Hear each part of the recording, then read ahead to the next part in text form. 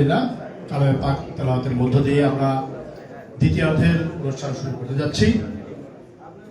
আমরা অনুষ্ঠান ধারাবাহিক করতে যাচ্ছি। এর আগে আমাদের ঠিক নামাজের মুহূর্তে যার নাম আমরা ঘোষণা করেছিলাম বক্তব্য দেওয়ার জন্য উপজেলা বিএনপির সম্মানিত সাধারণ সম্পাদক জনাব ফরিদ আহমেদ রয়েল মাঝি। উপস্থিত নড়িয়া প্রেস ক্লাবের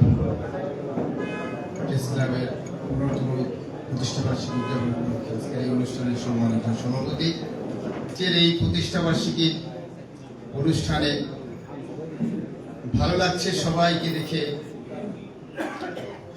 বিভিন্ন দলের, বিভিন্ন মতের, বিভিন্ন সরকারি কর্মকর্তা কর্মচারী বৃন্দ এবং বিভিন্ন সুধীবৃন্দ, সাংবাদিক বৃন্দ একত্রিত হয়ে আজকের এই অনুষ্ঠান আমরা উপভোগ করছি। ইতিমধ্যে আপনারা যে প্রোগ্রামটি করেছেন, উপজেলা বিএনপির পক্ষ থেকে এই প্রোগ্রামকে স্বাগত জানাচ্ছি এবং আপনাদের এই প্রেস ক্লাবের, নড়িয়া প্রেস ক্লাবের উত্তরোত্তর উন্নতি কামনা করছি। আশা করি আগামীতে নড়িয়াতে একটি প্রতিষ্ঠিত একটি প্রেস ক্লাব হোক, যেখানে বসে সাংবাদিক বৃন্দ আপনাদের কার্যক্রম চালাতে পারবেন। আমি সাংবাদিকদের কাছে আমার কিছু ব্যক্তিগত এবং দলীয় কিছু প্রত্যাশা ব্যক্ত করব, সামাজিক কিছু প্রত্যাশা ব্যক্ত করব।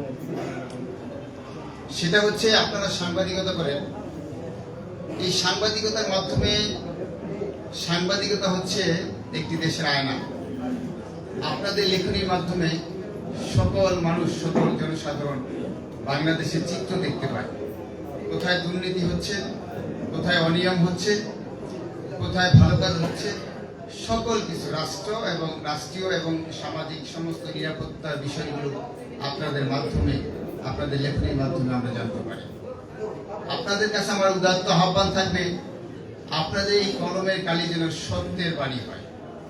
আপনাদের এই কলমের বাণী যেন সত্যের পক্ষে, নির্যাতিতার পক্ষে, নির্যাতিত নিপীড়নের পক্ষে এবং মজলুমের পক্ষে হয়।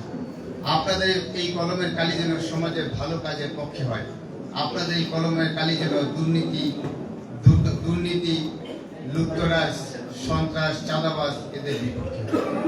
আপনাদের সর্বমোট আপনাদের সামাজিকভাবে যে অবক্ষয় হয়েছে, সেই অবক্ষয়কে আপনাদের তুলে ধরতে হবে এবং যিনি ভালো কাজ করছেন সেই কাজগুলিকে আপনাদেরকে মানুষের কাছে মেরে ধরতে হবে, তুলে ধরতে হবে।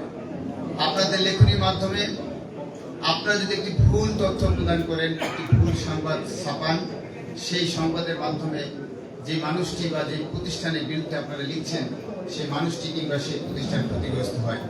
এটা যেন কখনো না হয়, আপনারা খেয়াল রাখবেন।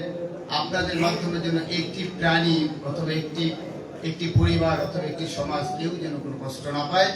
আপনাদের দ্বারা যেন সবাই, আপনাদের লেখনীর মাধ্যমে যেন সবাই সন্তুষ্ট থাকে এবং সবাই যেন বলে যে সাংবাদিকতার লেখনীর মাধ্যমে সমাজে সত্য প্রতিষ্ঠিত হয়েছে, ন্যায় প্রতিষ্ঠিত হয়েছে, সমাজে অন্যায় দূর হয়েছে। আর আমরা যারা রাজনৈতিক দলীয় নেতৃবৃন্দ আছি, আমরা আশা করি এই 5ই আগস্টের পরে আমরা যখন আমাদের অবস্থান আমরা স্পষ্ট করতে পেরেছি, বিগত ফ্যাসিস্ট সরকার আমলে আমাদের মতের এবং আমাদের যে রাজনৈতিক অধিকার ছিল না, সেখান থেকে আমরা যেমন বঞ্চিত ছিলাম, আপনারাও বঞ্চিত ছিলেন। আপনারা জানেন, আপনাদের মনে অনেক ব্যথা ছিল।